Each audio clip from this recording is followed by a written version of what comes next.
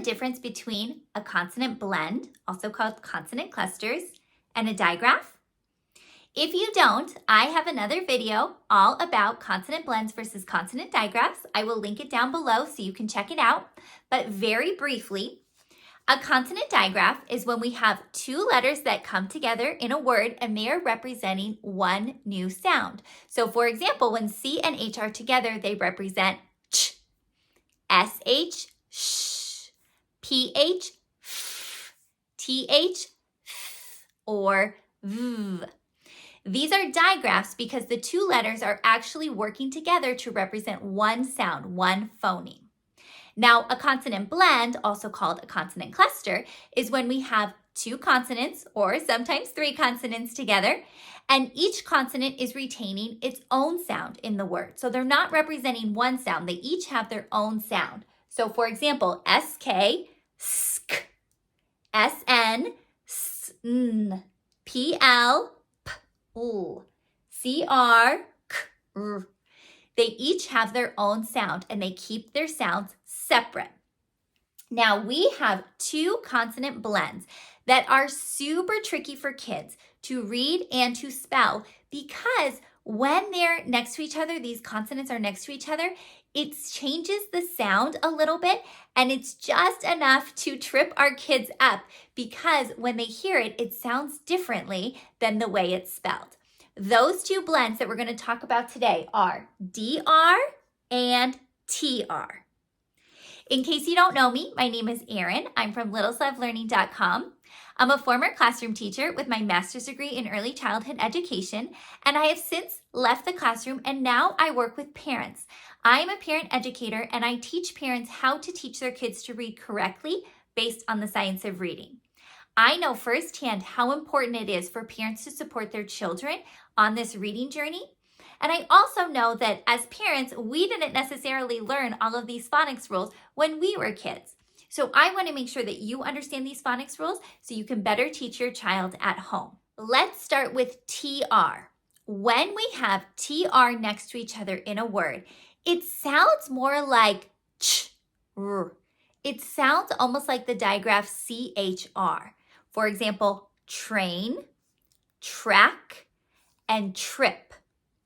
It is not uncommon to see a child spell the word track using CHR. Ch, r, a, k. This is very common to see in a kindergarten and first grade classroom. And that's because that's what they hear, track. They hear it like a CH sound, ch. So we want to be very explicit and let our little ones know that when they hear train, track, trip, if they ever think they hear CHR, it is never ever CHR. That's always going to be TR. When they're sounding out the word, they might say t, r, I, p, trip, trip. And they're able to change their voice a little bit more easily because they know that trip is not the way we pronounce the word, that it's trip. But with spelling, it can be really confusing because they absolutely hear that ch sound. And so they will write CHR. So we want to make sure that we let them know there are no words that have CHR that are going to sound like tr. We're going to have TR representing that sound, like in train, track, and trip. The other confusing blend that can really trip kids up is DR. When DR is together, it sounds more like dr, like a JR sound. Drop, drip, dragon. It's very easy to hear it's a J sound before the R. So again, very common to see a child trying to spell the word drip, J-R-I-P. If they're breaking that word up into its sounds, that's what they might hear, drip, drip.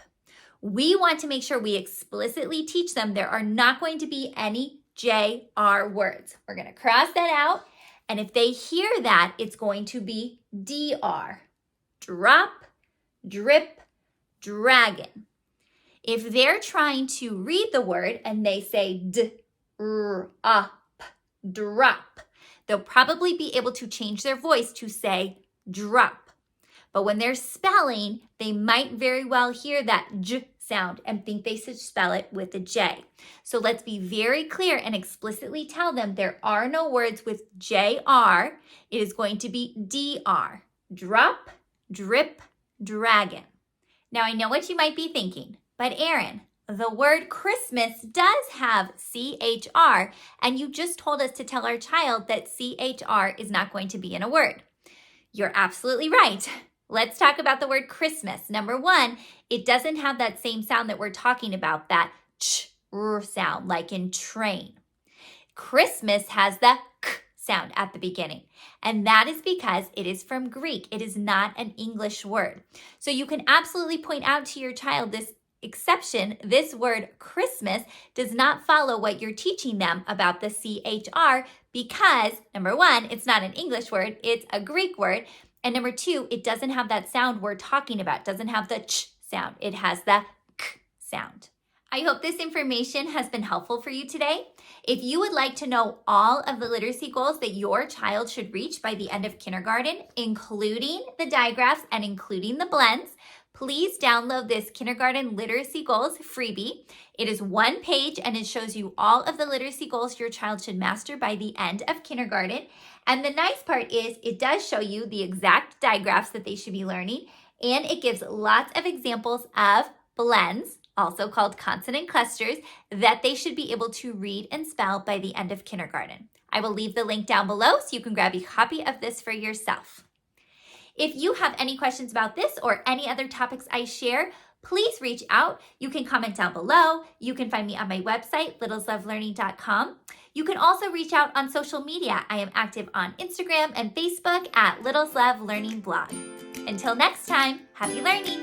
Bye.